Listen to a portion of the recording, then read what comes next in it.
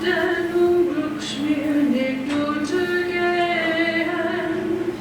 Wer Jesum bei sich hat, was kann denn schaden? Sein Herz ist überall mit Trost beladen. We were told this land was empty. But from Catchback Hill, we clearly saw there were people here. They live among the timber. We imagined a sawmill, the boards cut straight and through, all in order, the way we lived in Germany. The old country we had to flee. They live among the clay hills that we could quarry and press into bricks for our houses and shops, just like the ones we built in the old country. The old country we fled, running from persecution. We wanted to pray the way we wanted. We wouldn't take oaths. We didn't want to go to war. So we fled, taking refuge in Rodenburg Castle with other religious groups, gypsies and Jews, until the castle got too crowded. Then we fled to upstate New York until New York got too crowded. So we had to pack up once again. Now, we came here in peace. Wer Jesum bei sich hat, kann feste stehen, wird auf den Unglücksmeer nicht untergehen. Wer Jesum bei sich hat, was kann denn schaden? Sein Herz ist überall mit Trost beladen. Here we imagined ourselves settling once again. We set out to find a spot that was cut off from the outside world, a place where the bison once roamed, where our children could pick up a plow instead of a sword. Come with me from Lebanon, my bride. Come with me from Lebanon. Descend from the crest of Amana, from the top of Senir and the summit of Hermon, from the lion's dens and the mountain haunts of the leopards. Song of Solomon 4:8. Get away! Get away, they called to the crows, from our corn, our squash, our beans. How could we go back? The Lord had said to Abram, leave your country, your people, your father's households, and go to the land I will show you. Genesis 12:7. Here we are hidden from the world, with no roads in. No one can stop us from praying. 1855. At first, we purchased just a 600-acre plot, land once sectioned off by the government to teach the Meskwaki how to farm. But who wants a small plot? Who needs a plow when you can push the seeds into the soft soil with a stick near the riverbank?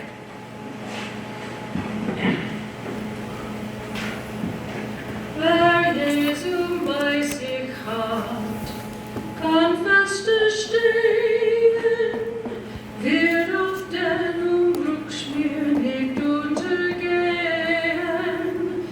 Wer Jesum bei sich hat, was kann denn schaden? Sein Herz ist überall mit Trost beladen. How could we go back? Come with me from Lebanon, my bride. Come with me from Lebanon. Descend from the crest of Amana. And what has come before us? We didn't know what we didn't know.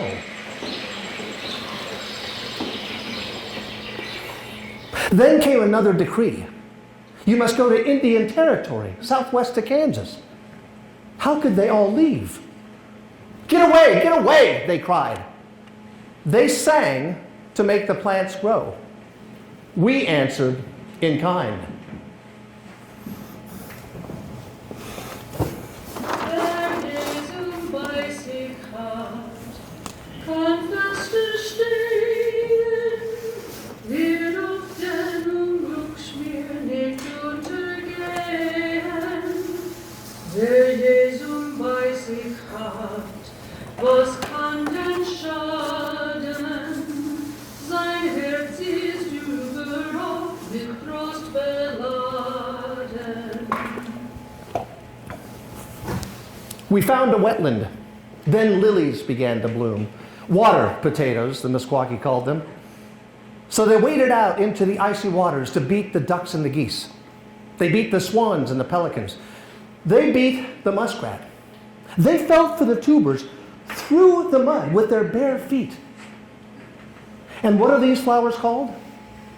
Waki Piman, lotus. What are we called? The inspirationists. We think that God speaks directly to us, just as he had done through the prophets.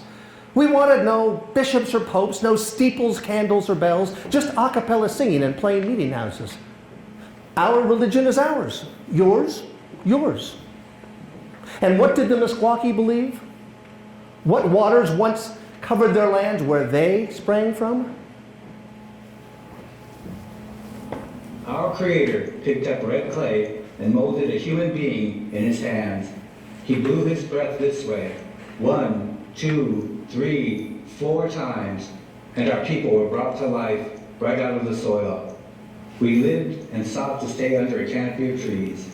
In the river valley of the great St. Lawrence, with vast forests and fertile lands, we spread from the east to Iowa, down to Kentucky. For thousands of years we lived among the tigers and the mastodons. We thought we'd never leave until we encountered the white man. Winter, spring, summer, fall. We had seen many settlers, many climate changes. We hoped we would survive them all. Winter, spring, summer, fall.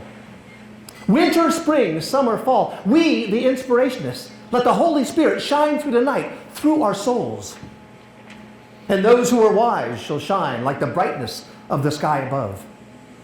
And those who lead many to righteousness will shine like the stars forever and ever.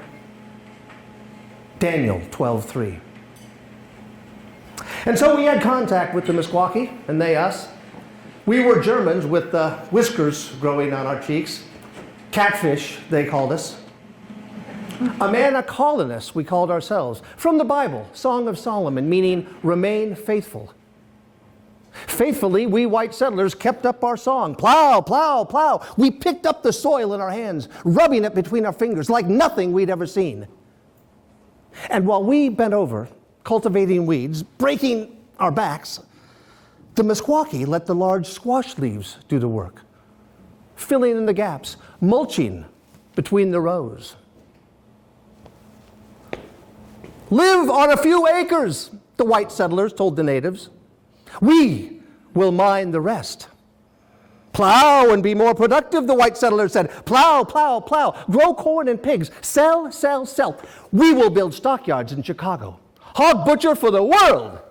Root or die, the white settlers said. Root or die.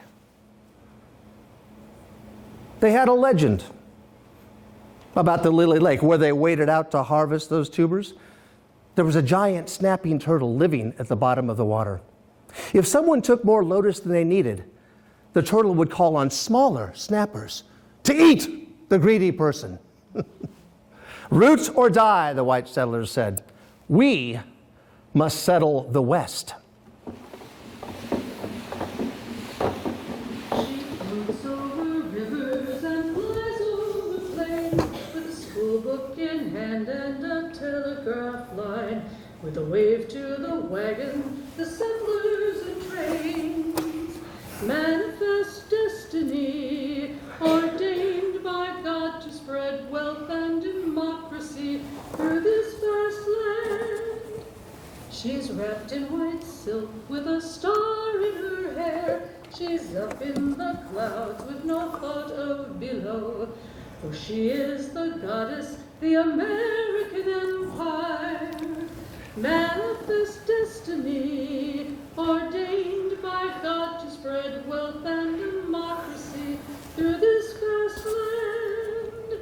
Safe and sound in the east, from the dark west, she wants the wheels turning and milling the grain to ship to the cities on barges and trains. Manifest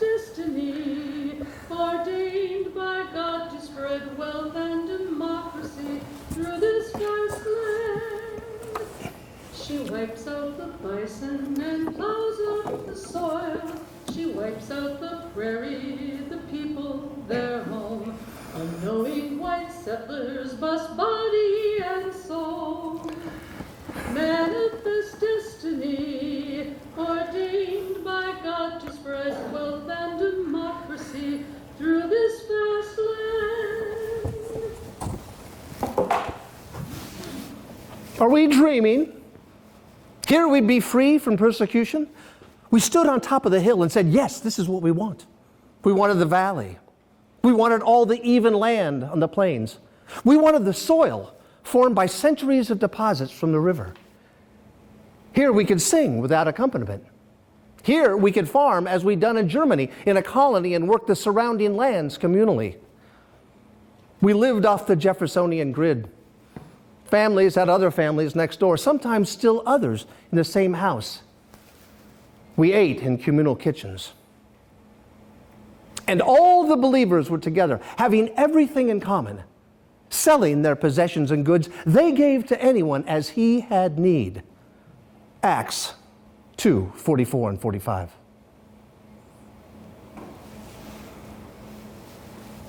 Life was hard at first. All of our tools, implements, and livestock had to be shipped from New York. Everything had to be sent from Buffalo to Chicago by train. And then from Chicago on another train. And then by ox carts.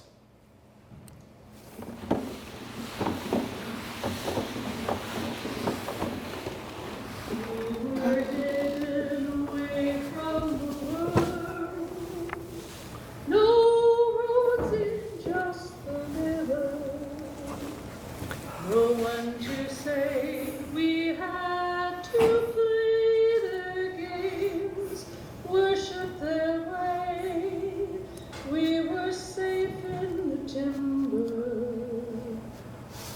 They were hidden away from the world. Their trails ran through the timber. No one to say they had to plow the soil, farming their way. They were safe by the river.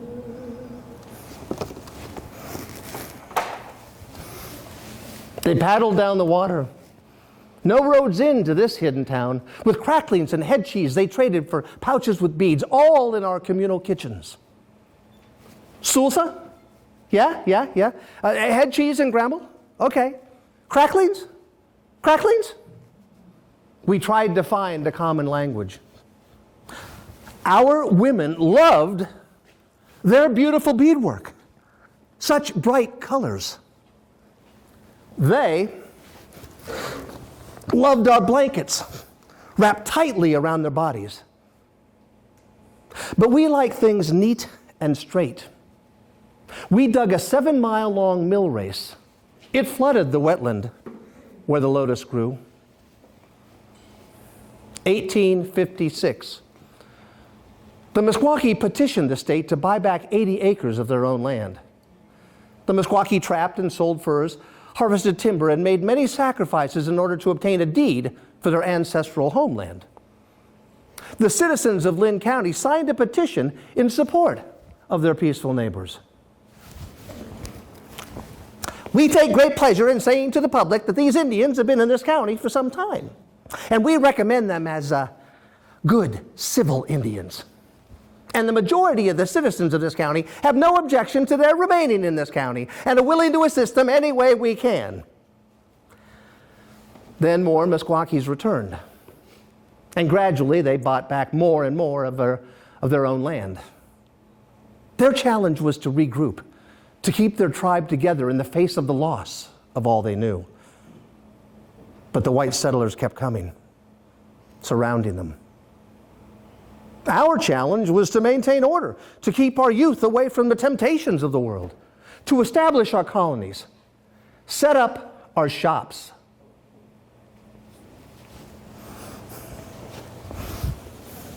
Men and women went to work in the mills, roll wool from our sheep carded spun, dyed and wound into colored yarn.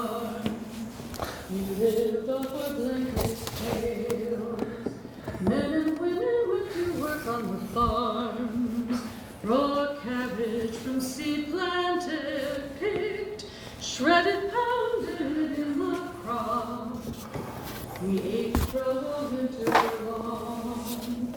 Men and women went to work in the field. Oats cut, stacked, threshed, and blown in a pile fed to horse and to us. For breakfast in the kitchen house, men rode their horses to work in shops. Harness, clock, wheel, and wagon makers, cobblers, carpet, and basket weavers, blacksmiths and locksmiths, butchers. Men went to work and fish in the lake.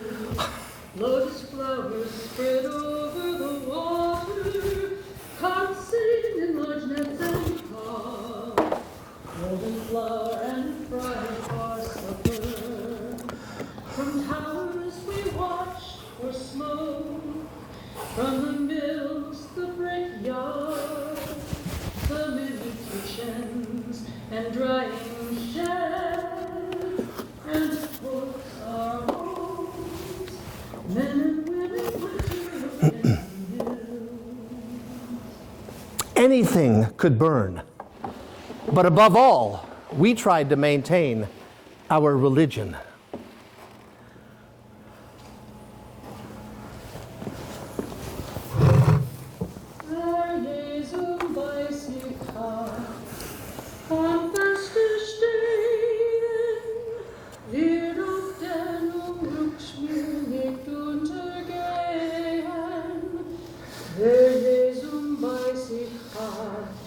Was Kant Schaden, sein Herz ist überall mit Trost beladen.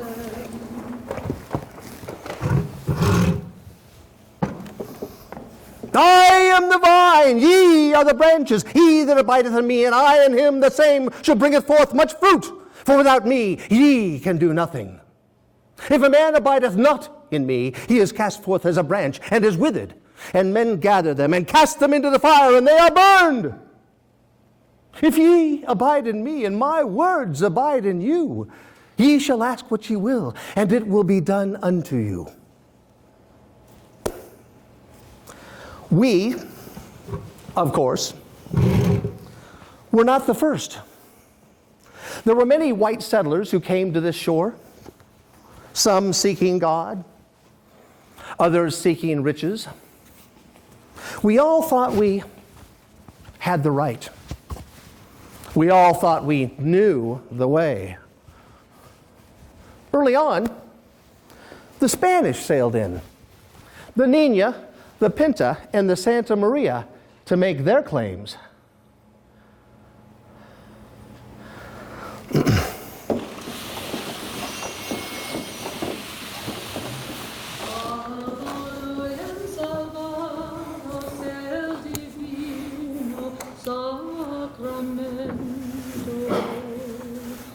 En quien Dios oculto asiste de las amas es sustento. The Spanish came for silver and gold. No. We came to save your souls. 1492, Columbus sailed the ocean blue. 1493, the Pope declared the doctrine of discovery, that this Christian religion be exalted and everywhere increased and spread, that the health of the souls be cared for, that the barbarous nations be overthrown and brought to the faith itself. We come to save your souls.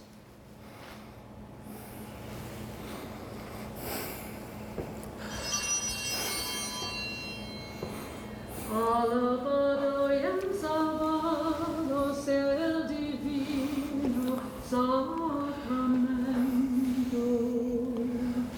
en quien Dios oculto asiste de las amas es sustento. The conquistadors, ha! They taught at the point of a blade.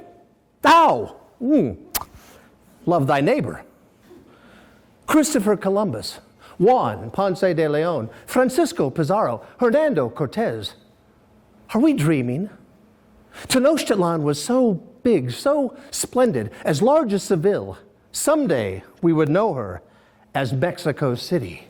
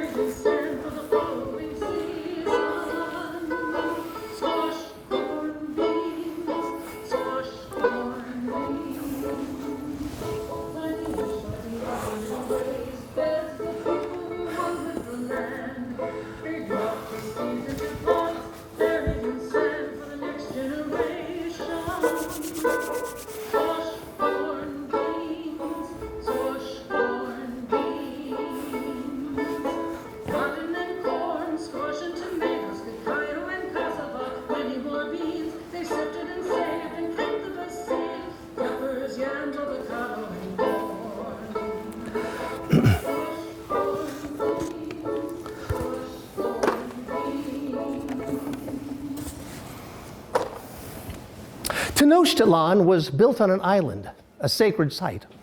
As it grew, it didn't have the land to feed its people, so the Aztecs built chinampas, floating gardens in the Mexico Valley. The soil, always damp from the bottom of the lake, was rich in nutrients. The chinampas fed the whole city. The Spanish brought sheep and swine to Mesoamerica. The Spanish brought mining for silver and gold, forced labor. The Spanish brought metal, men on horses, plows, guns. The Spanish brought diseases, measles and smallpox, commonplace to them, but nearly everyone else succumbed. Mexico was left almost empty.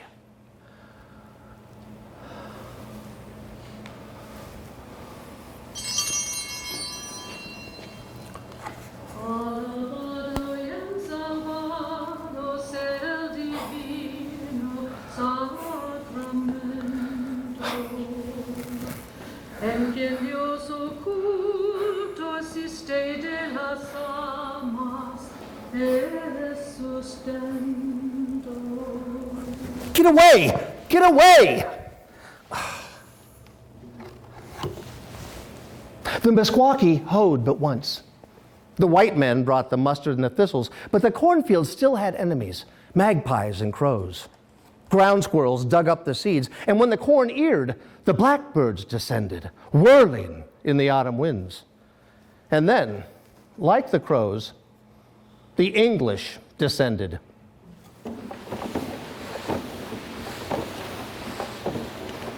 How sweet and roseful is this place, with Christ within the doors, where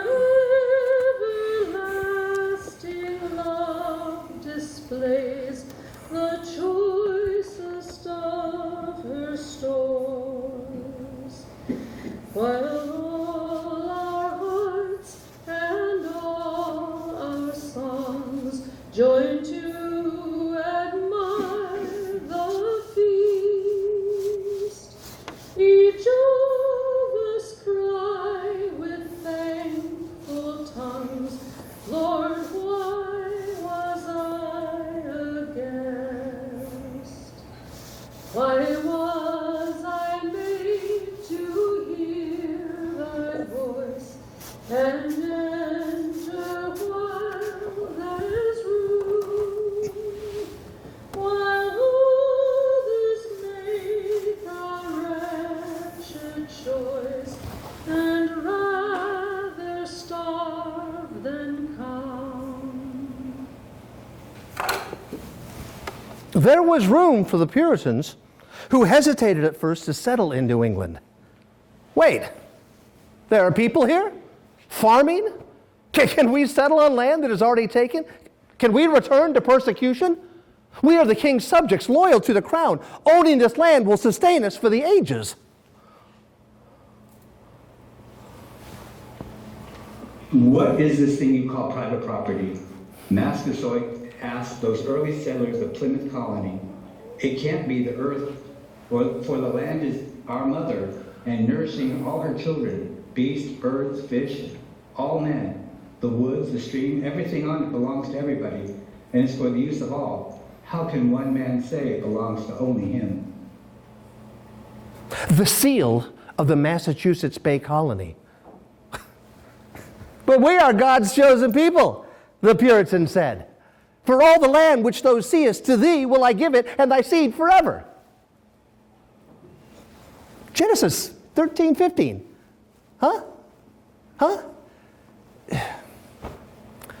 These are the words streaming out of the native's mouth. Come over and help us.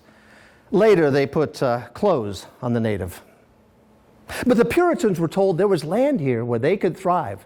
And we believe what we are told. Once in England, we lived in villages and farmed the common lands. Then the commons were turned into their private property. We set sail, and New England became our private property. And here, the indigenous women farmed, not the men. That was all wrong. After the colonists had attacked their village, the Pequots approached the settlers. At first, they sent one of their powerful leaders, a woman dressed in all seashells. What? Now you come to beg for peace and mercy? Why are you here? Go home where you belong. The second time, the Pequot sent another woman who held similar powers. What? Now you offer us peace and no more killing? You lie. The third time, the Pequot sent 5 women and 1 old man.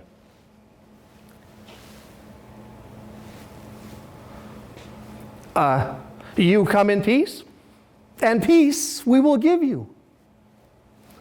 The colonists thought that the equal treatment of women was against the Bible, the very natural order. I mean, look what happened to Adam and Eve. They looked at the natives and saw Eve. Then, 1673, the French canoed down the Mississippi River.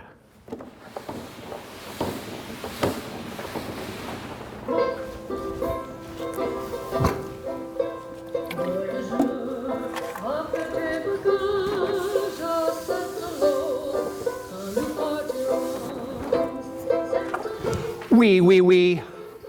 No. We. No. We. No. Yeah, good. We. No.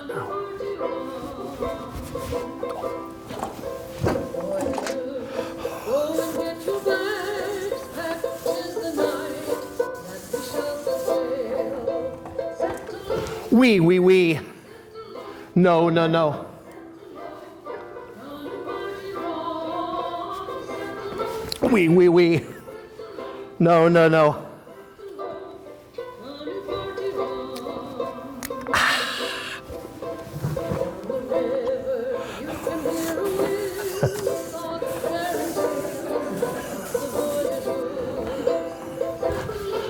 We. No. We. No.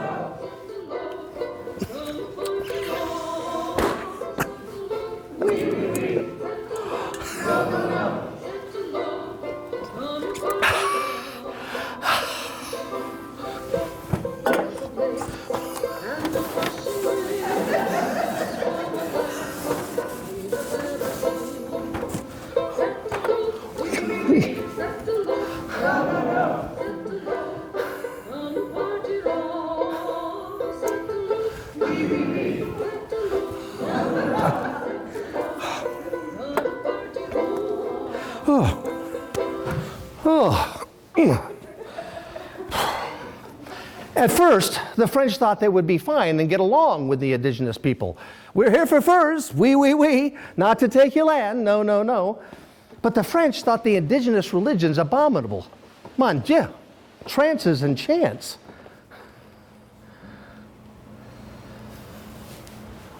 In olden times, we knew there was a God. When a man's children were old enough, they were taught to mind. They were made to fast 1, 2, 3, 4, or sometimes 10 days. They were told that God would take pity on them and would make something great, stand up before them, and talk to them plainly. Inside the mission, we prayed and fasted sometimes as many as 10 days. We hoped to gain a vision of the Blessed Virgin or one of the saints who would tell us how to go forth in this land. It will be the sun or moon or stars at night or any sort of animal. They were told if they can remember the wonderful things they saw at fasting time, when in danger during war, if they say, God had pity on me once, and I will depend on it, they will be helped. In times of danger, we're told to pray, Saint Michael, the Archangel, protect us.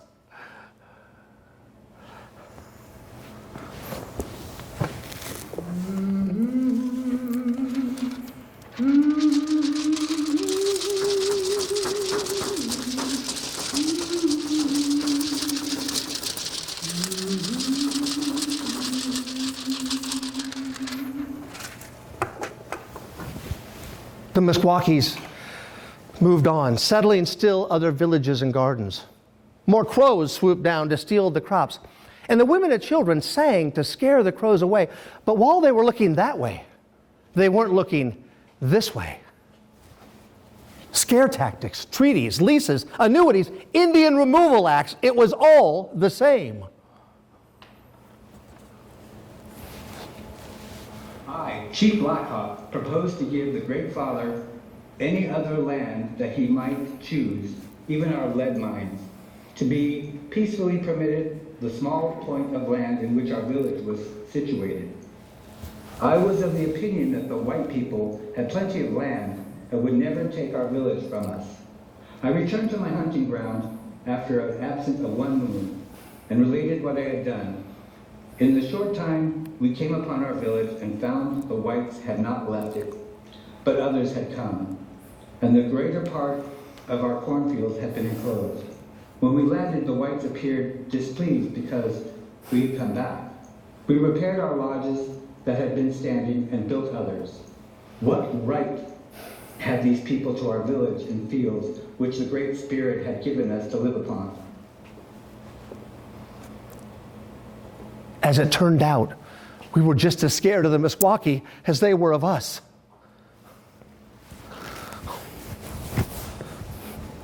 Winter, spring, summer, and fall, the snow fell down on the cave.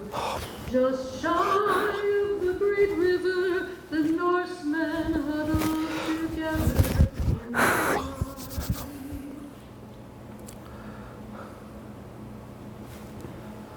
There was a group of settlers coming across the Prairie du Chien area. An unexpected snowstorm came up. There was a cave, more like a shelter. It wasn't a deep cave. And they all sat in there. The snowstorm was really bad. Typical Iowa crazy weather.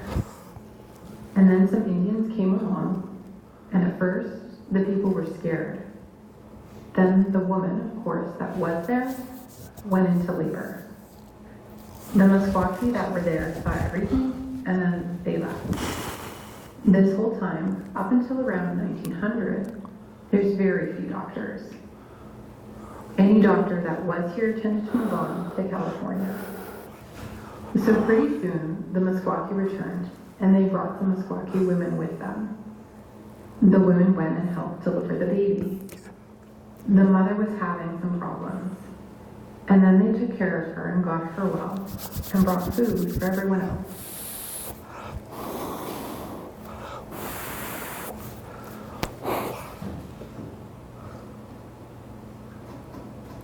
And then, when everything seemed it was okay, they left again. So the white settler family ended up staying in Iowa. And this was the story that was passed down in their family. They were terrified. They thought something awful was going to happen with the Indians. They had heard a lot of stories.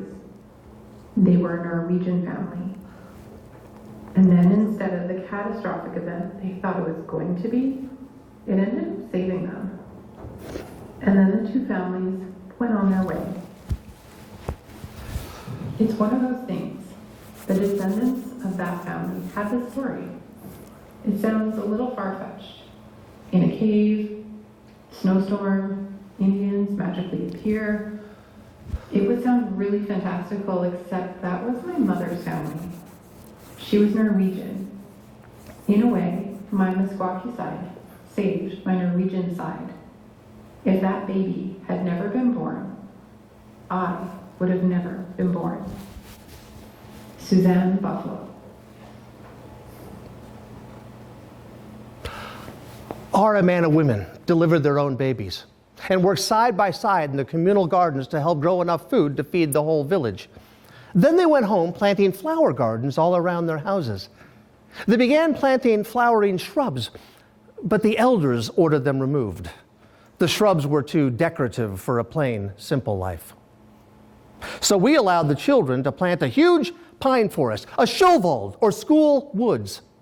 The pine trees grew tall and straight. It was a delight of communal life to walk through that forest, the wind singing through their boughs.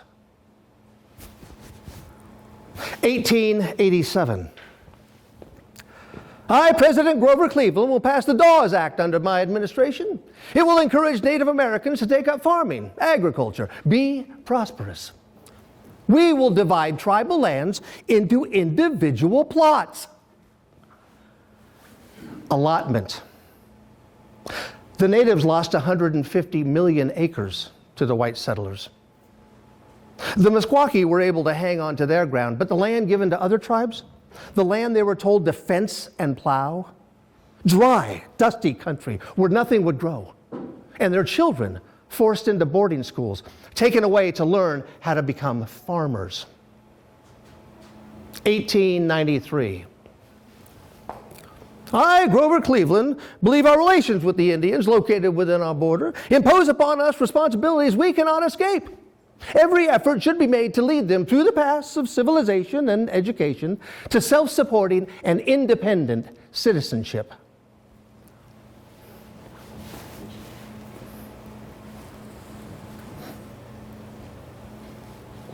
What is this indigenous connection to the land that seems so mysterious and profound to the non-indigenous?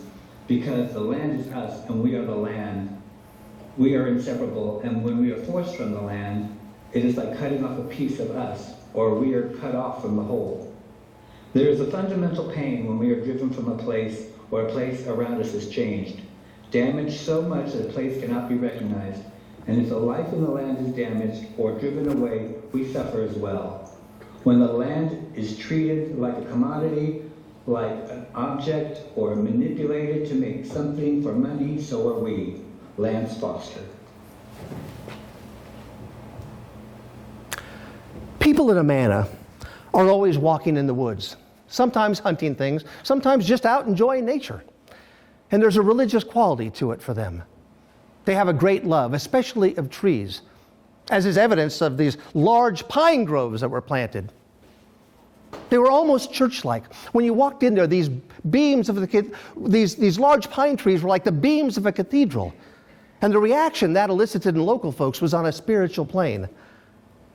Land is almost like a person to us on some level, although sometimes it may not have been treated to the best environmental standards that today we would have liked. Still, there's a long-time sense of stewardship. Peter Hanley, 1901.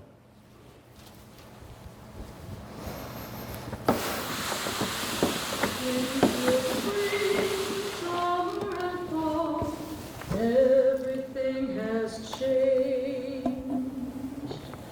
Winter, spring, summer, and fall, with the snow-filled smallpox. The white man's school and churches closed their doors. 100 ill and then more. Doctors came from town to round us up, but we ran away. No white man's medicine The governor stepped in, 5 months quarantine, vaccines, and a burning liquid cold over our clothes protections on the pier, all went up in flames, and then they left us out on the campground. Winter, spring, summer, and fall, everything has changed. The white man offered tents, and they built small houses spread apart. We would never live in our village again. The white men's sand, white man's clothes, petticoats, suits, and hats. But we refused, we would not dress like that.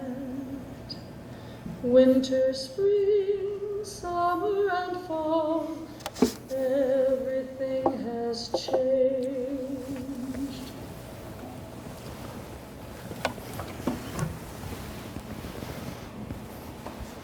From the Amanas, we sent woolen blankets. The white men spread out more and more, Meskwaki hunting grounds gone. We manufactured cloth in our calico factory, cloth to be made into women's dresses. We imported the blue dye from Germany. We produced 4,500 yards a day at 25 cents a yard. Then World War I broke out, and all the imports from Germany stopped. August 11th, 1923. Fire in our flour mill, jumping to our woolen mills. We ran water from the mill race to pour onto the fires, but the flames rose too high. The flour in the woolen mills too big. Within hours, they lay in ruins.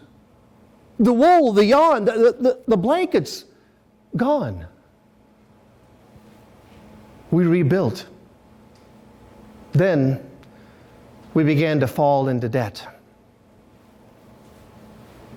1929.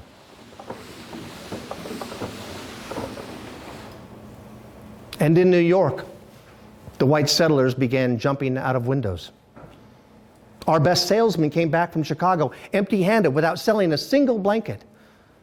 Finally, we explained it to our people and put it to a vote. Ya, ya, ya, 9. Ya, ya, 9, 9. Ya, ya, ya, ya. We dissolved our communal life, and each was on his own. The first to go were the communal kitchens. Everything had to be auctioned off. And $1 now, make it two, where's two? There's two now, two, yep, $2 now, make it three, give me three, where's three? There's three. There was no place left to trade beaded moccasins for cracklings. What happened? The Meskwaki asked us. Did you get allotted? I'm bid at 3 now, 4, now 5. We began planting decorative bushes and flowers again in the yards. Then, December 7th, 1941, Japan bombed Pearl Harbor. Many of the Meskwaki men served. By this time, they knew many of the white settlers, but even their dogs understood 3 or 4 languages. The men became code talkers. In World War I, some of our neighbors had some hard feelings about our pacifist beliefs. An angry mob marched towards Amana with rifles and revolvers in protest of the exemption our young men had received. In World War II, many of us served, some as non-combatants.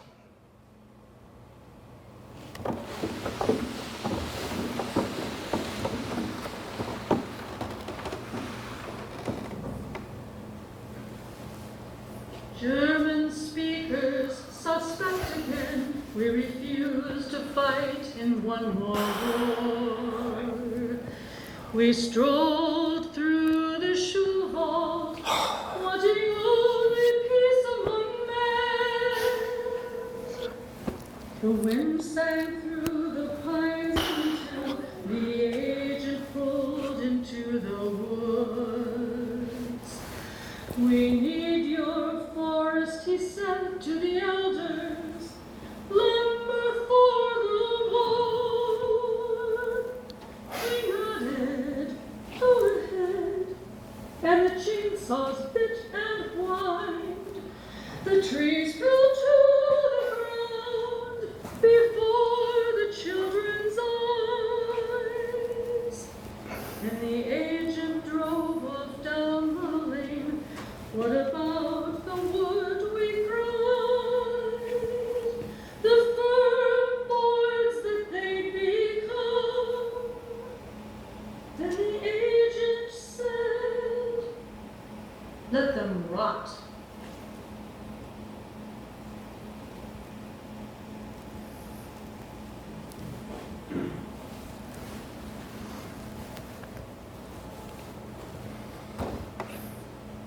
After the war, it was strange to come home and see tourists eating in our old kitchens.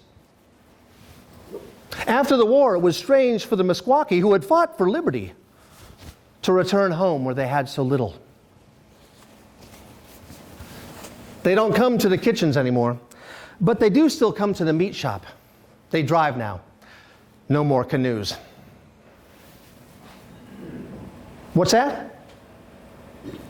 You'd like to buy some head cheese? Favorite food of your ancestors? Of course.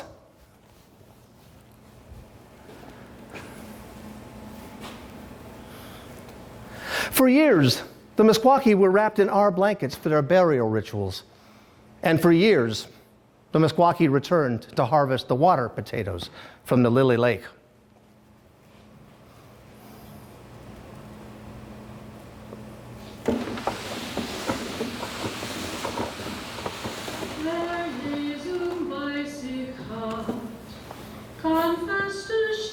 Together, we greeted the ducks and geese flying overhead. We greeted the trumpeter swans and the pelicans. We greeted the muskrat. We greeted the giant turtle at the bottom of the lake. We came back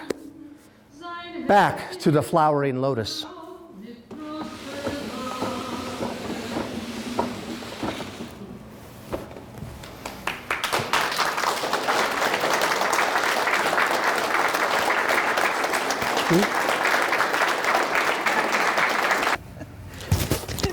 It's Danny Zumwalt and Justice Sack are part of the Indigenous Coalition of Muscatine. And so happy to be working with you today. Can you tell us a little bit about the coalition?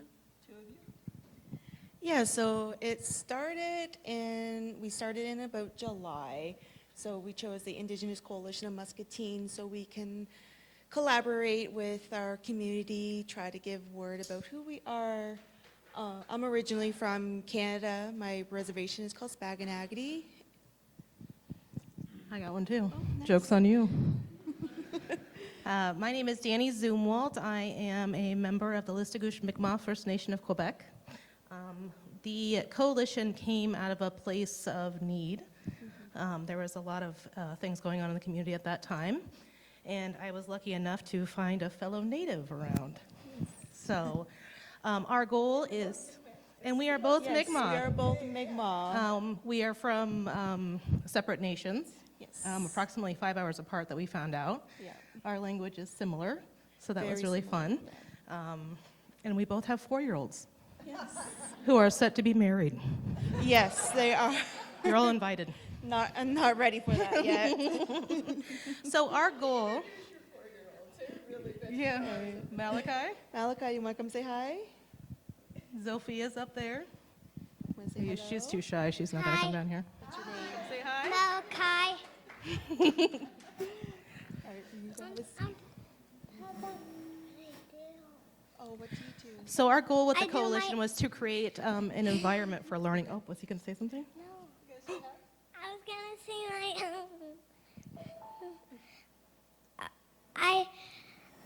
I do my own proclamation.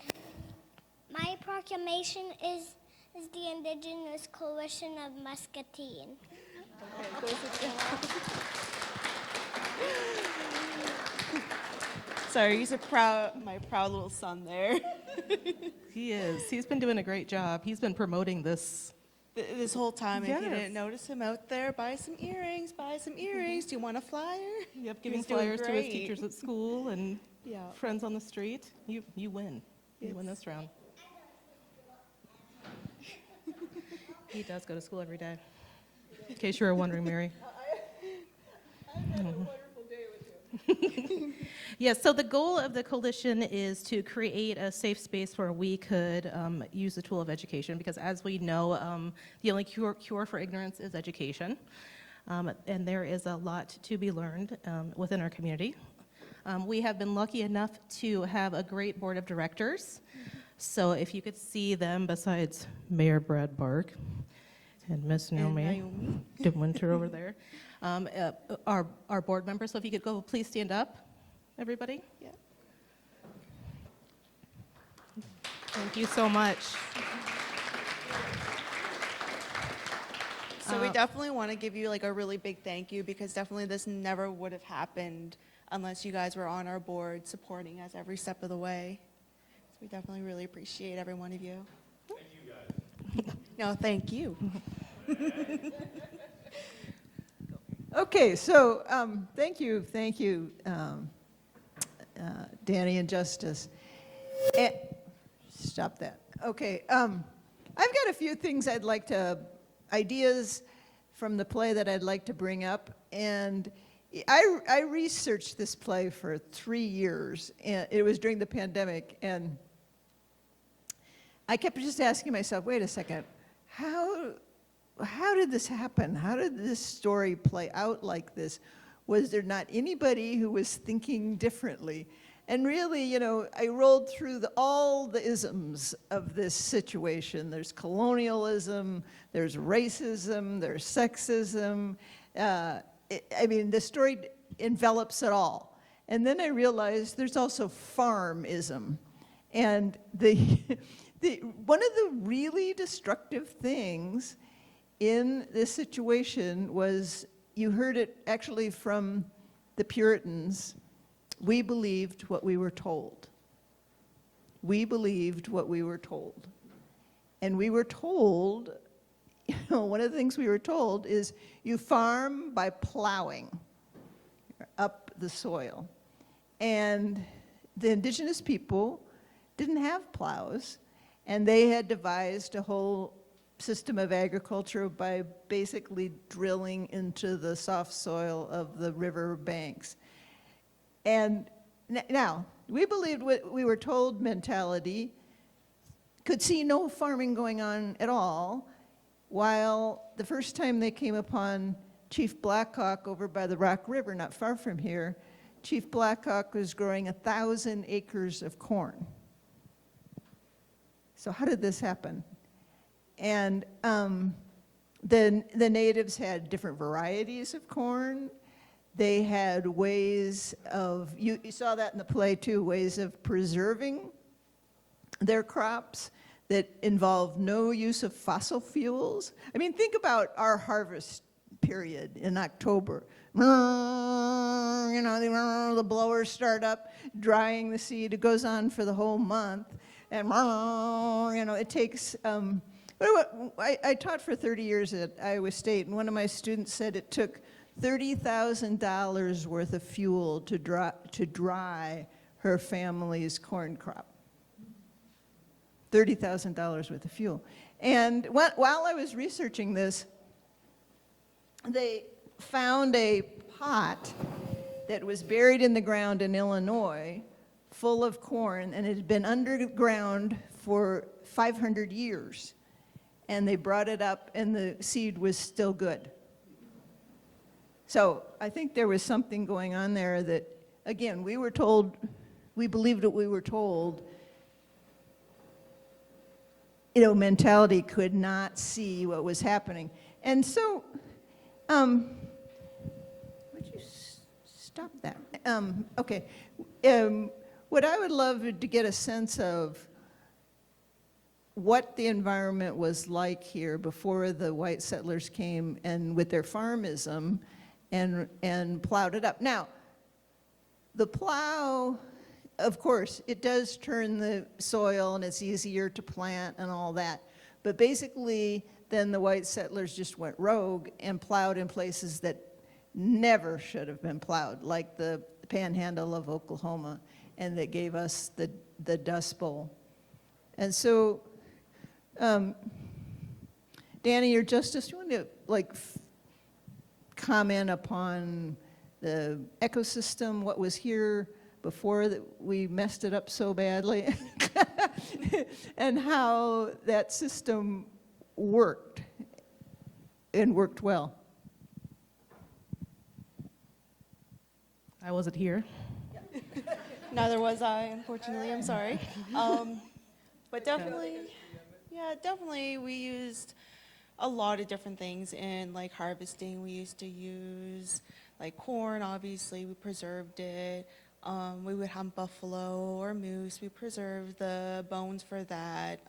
We use every part of the animal respectfully. And let us not forget, like, we are from the Great North. We have been lucky enough to have some of our friends here from Iowa City who are of the Muscatine Nation that I think could speak better on these type of thing if they are interested in coming up to join us. Come on up. Sorry to put you on the spot.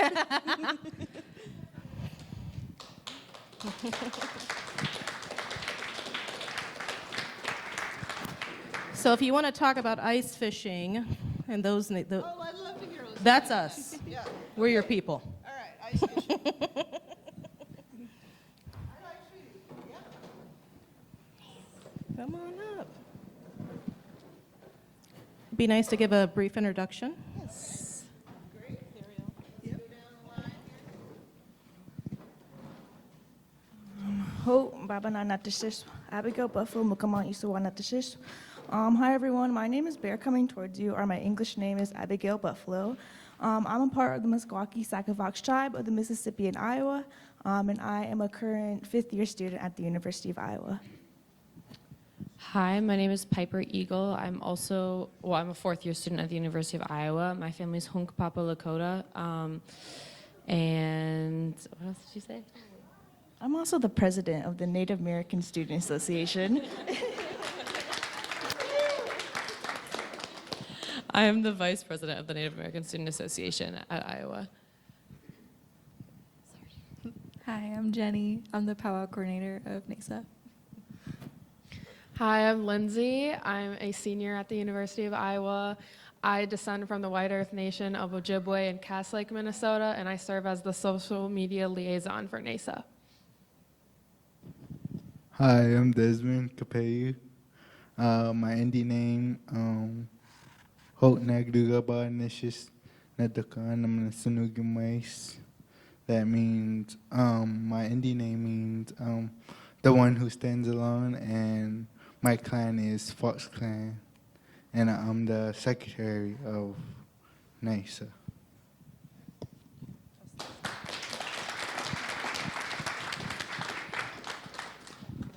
All right. Another question. This is great. Welcome to the stage. This was wonderful.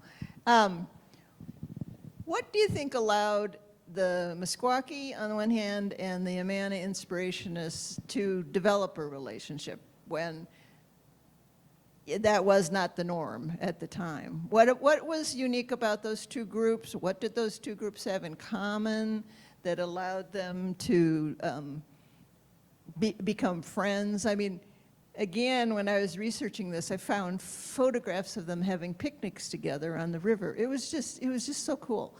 And think about the things they had in common.